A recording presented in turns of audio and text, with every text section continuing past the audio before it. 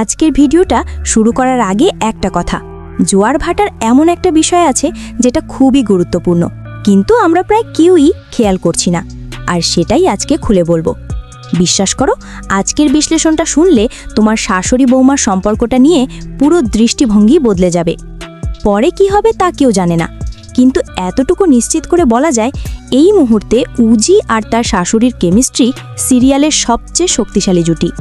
হ্যাঁ, এখানে জুটি শব্দটাই ঠিক, কারণ এদের সম্পর্কটা শুধু শাশুড়ি বৌমার মধ্যে সীমাবদ্ধ নয়, এটা আপন মমতায় ভরা একদম মা মেয়ের মতো।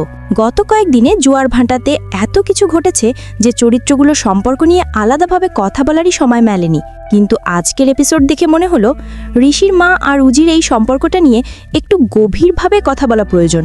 ভবিষ্যতে কি হবে সেটা নিয়ে সন্দেহ থাকতেই পারে। বাংলা সিরিয়ালে যখন খুশি চরিত্র উল্টে যেতে পারে, এটা কোনো নতুন কথা নয়। হয়তো সত্যি জানার পর ঋষির মা কিছুদিন অভিমান করতে পারে, উজির সাথে দূরত্ব তৈরি হতে পারে, কিন্তু তিনি পুরোপুরি নেগেটিভ হয়ে যাবেন এটা খুব একটা সম্ভাব্য মনে হয় না। কারণ চরিত্রটার ভেতরে যে মমতা, যে মানবিকতা দেখানো হচ্ছে তা তাকে হঠাৎ বদলে যাওয়ার জায়গা দেয় না। এবার যদি বর্তমানটাকে দেখি, এই মুহূর্তে বাংলা সিরিয়ালগুলোর মধ্যে এমন সুন্দর, সংবেদনশীল এবং বাস্তবসম্মত কেমিস্ট্রি বিরল। উজি এখনও সম্পর্কের ভেতর পুরোপুরি আরামদায়ক অবস্থায় নেই, কিন্তু তার শাশুড়ির সঙ্গে যে নরম বোঝাপড়া, যে টান, সেটা দেখলে সত্যিই মনে হয় যেন তারা অনেক দিনের পরিচিত।